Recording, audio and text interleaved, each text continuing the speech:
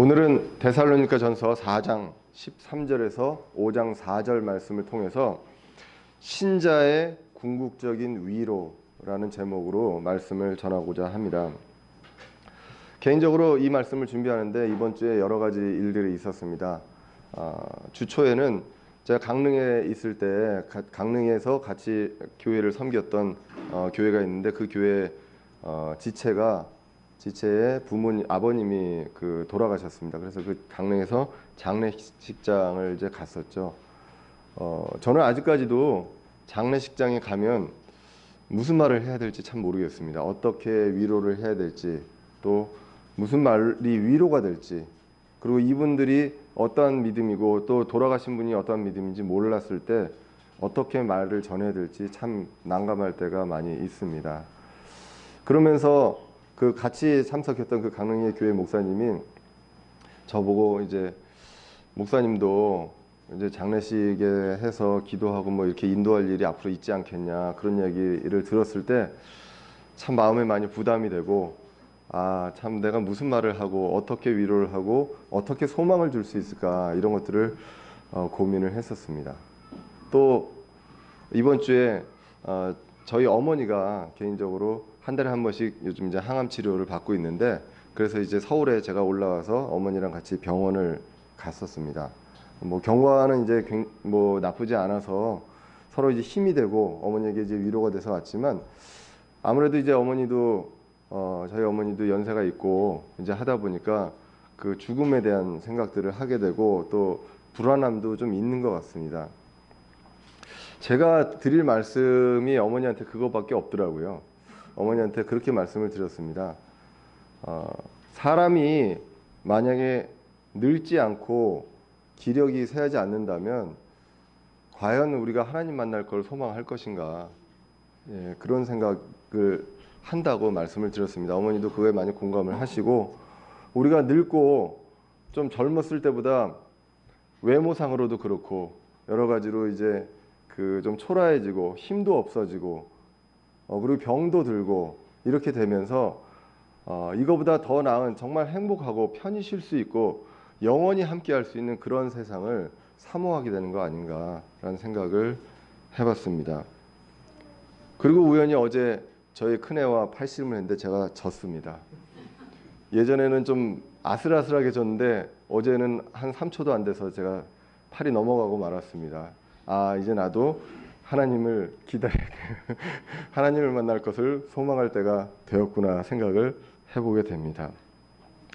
우리가 이제 데살로니가 전서를 보게 됩니다. 데살로니가 교회에 사도 바울이 하나님의 영감을 받고 그리고 하나님이 위탁받은 그 말씀대로 데살로니가의 교회에 편지를 보냅니다. 저는 개인적으로 이 편지를 보낼 때 사도 바울의 마음을 요즘 이해를 합니다. 왜냐하면 제가 여기 가까이 있지 못하고 멀리 있다 보니까 여러분들하고 대화하고 만날 수 있는 시간이 제한되어 있다 보니까 그 편지로 보낼 수밖에 없는 그 마음과 안타까움이 저는 많이 느껴지는 것 같아요. 그런데 하여튼 이 교회를 데살로니가 교회에 이제 편지를 보내면서 여러 가지 이 교회가 칭찬받는 교회였지만 여러 가지 고난이 있기 때문에 그것을 위로하기 위해서 편지를 보냈던 것으로 우리는 이제 말씀을 보게 됩니다. 그리고 이제 더 나아가서 보시면 저희가 이제 1장, 2장, 3장 이렇게 보면 맨 마지막에는 늘 주님이 다시 오심을 소망한다는 그것을 말씀하면서 위로를 했던 것을 우리는 보게 됩니다. 오늘 4장도 지난주에 이어서, 지난주에는 이제 4장 1절부터 12절을 보시면 우리가 고난 속에서 하나님을 기쁘게 하는 삶을 어떻게 살아야 되는지에 대해서 봤습니다. 거룩하게 구별되어야 하고, 그리고 형제를 더욱더 사랑해야 하고, 그리고 우리 손으로 일하라는 것, 이것을 데살로니가 교회에 강조했습니다. 그렇게 하면 우리가 하나님을 기쁘게 하는 삶을 살 수가 있다. 구원받은 사람으로서, 하나님의 자녀로서, 그리고 이 건강한 교회에 속해 있는 지체로서 하나님을 기쁘게 해야 되는 그러한 우리의 사명이 있는데 그것을 잘 감당할 수 있다라는 말씀을 드렸습니다. 그런데 오늘 본문은 다시 그러나로 시작을 합니다. 오늘 읽은 본문에 보면 그러나가 한 3번 나오는데 그 그러나가 그 전의 말과 다음의 말씀을 이제 그 전환하는 것을 볼 수가 있습니다. 오늘 데살로니가전서 4장 13절을 보시면 이렇게 기록을 하고 있습니다. 그러나 형제들아 잠자는 자들에 관하여는 너희가 모르기를 내가 원치 아니하노니 이것은 너희가 아무 소망 없는 다른 사람들 같이 슬퍼하지 아니하게 하려 함이라 이렇게 말씀을 합니다. 말씀드렸지만 4장 1절에서 12절까지는 우리가 어떻게 살아야 하는가를 강조를 했습니다. 그런데 그게 다가 아니라 그러나라고 하면서 그 다음에 우리가 제대로 알아야 될 게 더 있다라는 말씀을 하게 됩니다. 그러면서 하시는 말씀이 잠자는 자들에 관하여 모르기를 원치 않는다. 다시 얘기하면 잠자는 자에 관해서 제대로 알아야 한다. 그렇지 않으면 정말 불신자들처럼 똑같이 소망 없이 슬퍼하게 된다라는 말씀을 하게 됩니다. 이런 것으로 봤을 때 데살로니가 교회는 여러 가지 이제 고난과 핍박과 어려움 속에서 친지들이나 친구들이 죽어가는 그러한 상황을 많이 슬퍼했던 것으로 보여집니다. 그렇게 했을 때 사도 바울이 잠자는 자들에 관해서 제대로 알아야 한다라는 말씀으로 이제 권면을 하게 됩니다. 5장 4절을 보시면 그러나 형제들아 너희는 어둠 속에 있지 아니한즉 그 날이 도둑같이 너희를 덮치지 못하리라. 여기서도 알 수가 있습니다. 이 어둠, 정말 무섭고 공포스러운 그 날이 우리를 덮치지 못한다고 기록을 하고 있습니다. 그래서 우리는 분명히 믿습니다. 환란이 오기 전에 7년 환란이 오기 전에 하나님께서 그 무서운 형벌, 파멸, 그 어둠의 시간이 오기 전에 우리는 주님의 부르심을 받고 공중으로 올라간다는 것, 이것을 우리는 이 구절을 통해서도 분명히 알 수가 있습니다. 또 그 외에 많은 구절이 있지만 오늘 이 구절만 가지고도 우리는 어둠 속에 속하지 않은 자들입니다. 그 뒤에 보시면 우리는 빛의 자녀입니다. 그렇기 때문에 이 어둠이 우리를 해할 수 없다고 기록을 하고 있습니다. 오늘 데살로니가 교회를 보시면 지금 있는 고난이 있습니다. 그렇지만 이 지금 있는 고난이 환란이 아니며 그리고 우리는 그 어둠에 속하지 않는다는 것을 분명히 이야기하고 이것이 바로 소망과 위로가 됨을 이야기를 하게 됩니다. 그런데 이 똑같은 이야기를 마태복음 24장에서 예수님께서 제자들에게 한 내용들을 보면 무시무시한 내용들이 나오게 됩니다. 그 24장에 보시면 주님이 공중 재림하고 그리고 지상 강림한 내용, 이 두 가지를 다 이야기를 하는데 거기에서는 그 유대인들이 직접 보게 되는 그 예수님의 지상 강림에 대한 포커스가 맞춰지면서 예수님이 지상 강림하게 될 때 일어날 수 있는 여러 가지 일들, 그런 것들이 무시무시한 기록들이 나와 있다는 것입니다. 그런데 오늘 데살로니가 전서에는 이것들이 빠져 있습니다. 오늘 본문은 공중 재림에 포커스가 맞춰져 있습니다. 그렇기 때문에 우리에게 복이 되고 위로가 됩니다. 요한계시록 3장에 보시면 필라델피아 교회에게 예수님께서 하신 말씀이 있죠. 내가 나의 인내의 말을 지켰은즉 나도 너를 지켜 시험의 기간을 면하게 하리니 그것은 곧 앞으로 온 세상에 임하여 땅에 거하는 자들을 시험하는 시간이라고 요한계시록 3장 10절에서 이야기를 하게 됩니다. 그 시험의 시간 동안에 지키는 게 아니라요, 시험의 시간을 면하게 한다는 것, 그것을 하나님께서 약속하셨다는 것입니다. 데살로니가 교회는 고통 속에 있었습니다. 그러나 그들도 이 필라델피아 교회처럼 인내의 말씀을 지켰다고 했습니다. 우리가 1장에서 봤지만 그들에게 소망의 인내가 있었음을 말씀을 했습니다.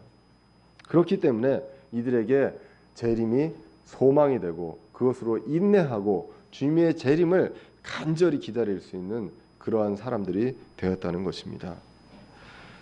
오늘 본문을 통해서 사도 바울은 잠자는 자들에 대해서 제대로 알고 그리고 주님의 재림을 기다릴 것을 강조를 했습니다. 다시 말씀드리지만 부활과 재림은 뗄래야 뗄 수 없는, 그리고 이것이 공중에서 만나는 그것과 뗄 수 없는 그러한 것임을 우리는 알 수가 있습니다. 데살로니가 교회는 교회가 세워지고 말씀이 효력 있게 일을 했다고 성경이 기록하고 있습니다. 그러므로 인해서 고난이 예정돼 있던 고난이 왔었다고 기록되어 있고 그 속에서 죽은 친지와 친구들 때문에 슬퍼하는 일이 있었다고 기록을 하고 있습니다.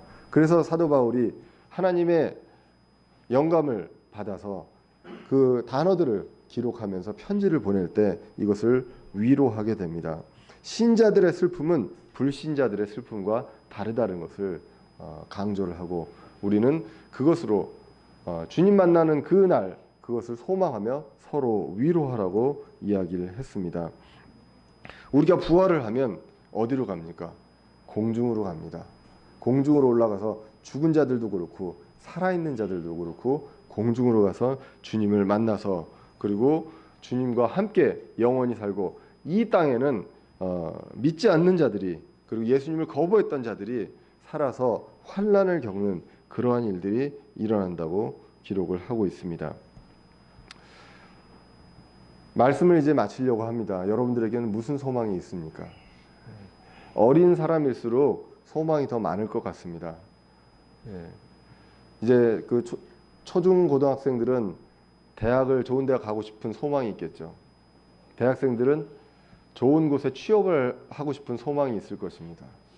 그리고 또 결혼하고 싶은 소망이 있을 것이고 또 가정을 꾸리고 싶고 또 부자가 되고 싶은 소망이 있을 수 있습니다. 만약에 그것을 다 이루신 분들이 있습니까? 그럼 여러분들은 무슨 소망으로 살아가기를 원하십니까? 여태까지 갖고 있었던 그 소망들은 일시적인 소망밖에 되지 않는다는 것입니다. 우리에게 있는 소망은 정말로 이 신자들에게 궁극적으로 소망과 위로가 되는 것은 다른 것이 있을 수가 없다는 것이죠. 모든 것을 다 이루었을 때 그 상실감, 그것을 우리는 믿지 않는 자들은 그 소망을 이룰 수 있지만 우리는 주님 다시 만나고 그리고 우리가 그토록 사랑하고 보고 싶어 했던 그 사람을 다시 만날 수 있다는 그 소망과 위로를 가지고 우리는 살아갈 수 있다는 것입니다. 여러분들 구원의 확신이 있다면 여러분들은 이 확신도 분명히 갖고 그리고 이 확신을 가지고 여러분들 하루하루를 힘을 갖고 살아나가셔야 된다는 것입니다. 그리고 만약에 구원의 확신이 없는 분들이 있다면 여러분들 제일 먼저 예수님을 받아들이고 여러분들이 죄인임을 받아들이고 회개하고 그 죄가 예수님의 십자가의 대가로 치러지고 우리가 구원을 받은 존재라는 그 구원의 확신을 먼저 얻으셔야 되겠습니다. 그리고 우리가 친지들이나 사랑하는 사람이 예수님을 믿지 않고 있다면 정말로 안타까운 마음으로 그들에게 복음을 전하고 우리가 같이 영원히 다시 만나서 같이 살 수 있는 그것을 소망하고 위로할 수 있는 한 지체가 될 수 있도록 우리 교회가 같이 노력해야 할 것입니다. 이러한 소망들 그리고 오늘 말씀에서 말씀하신 이 궁극적인 위로를 받고 그 궁극적인 소망을 갖고 그리고 하나님을 기쁘게 하는 삶을 살아가는 저와 여러분들 되시기를 주님의 이름으로 간절히 기원합니다. 기도하겠습니다.